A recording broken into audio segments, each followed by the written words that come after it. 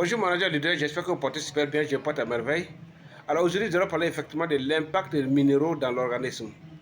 Est-ce que vraiment nous arrivons vraiment à connaître vraiment quel est l'importance des minéraux dans notre organisme, quel est leur fonctionnement et qu'est-ce que ça nous apporte réellement?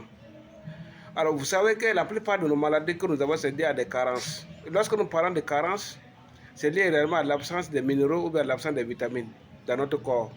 Et lorsque nous avons ces carences-là, alors nous sommes vraiment nous sommes déjà victimes, nous sommes déjà exposés à une maladie. Et un minéral également détermine un maintien. Et lorsqu'il n'est pas là, cela conduit automatiquement à une maladie donnée. Alors je prends le cas spécifique par exemple de l'absence du fer dans le corps. Lorsque vous êtes absent de fer, vous allez sentir régulièrement beaucoup de fatigue. Vous allez sentir également ce qu'on appelle, ça peut provoquer ce qu'on appelle l'anémie. Et au niveau des femmes, vous allez voir ce qu'on appelle souvent par expression qu'on dit manque de l'acide folique. Et finalement, vous allez avoir des femmes qui ont des difficultés de maintenir leur grossesse. Ça veut dire qu'il y a des avortements, il y a des écoulements de grossesse prématurés. En un mois, 2 mois, il peut écouler la grossesse. Et donc, c'est vraiment, ça peut être l'un des facteurs, ce n'est pas seulement le seul facteur pour l'écoulement des grossesses, mais ça peut être un facteur. Donc, ce qui est important à savoir, c'est que chaque minéral a sa raison d'être.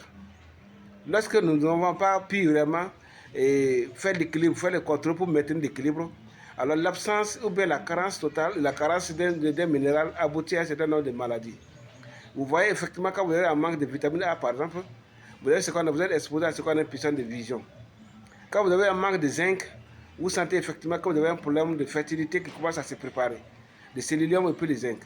Donc il y a un minimum qu'il faut avoir, un équilibre qu'il faut avoir dans le corps pour être en bonne santé et être vraiment produire ce qu'il faut.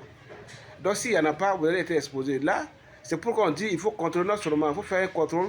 En même temps, il faut chercher à manger de façon équilibrée. La plupart de ces cas de maladie-là proviennent vraiment de la pauvreté de notre alimentation ou bien de l'insuffisance de minéraux dans notre alimentation. Et donc, qu'est-ce qu'il faut faire? Il faut apporter ce qu'on appelle un plus à notre alimentation avec les compléments alimentaires ou bien les cellules souches qui vont alors aller régler, équilibrer tout ce qui manque pour permettre d'être en bonne santé. Et également, pour ceux qui sont déjà en bonne santé, que ça puisse renforcer leur capacité à rester tout le temps en bonne santé et éviter de tomber malade. Voilà ce qui est l'important de consommer vraiment les compléments alimentaires, de consommer des cellules souches, afin que vous puissiez vraiment permanemment avoir la santé et que vous puissiez être toujours, pour ceux qui sont en bonne santé, que vous puissiez permanemment rester dynamique.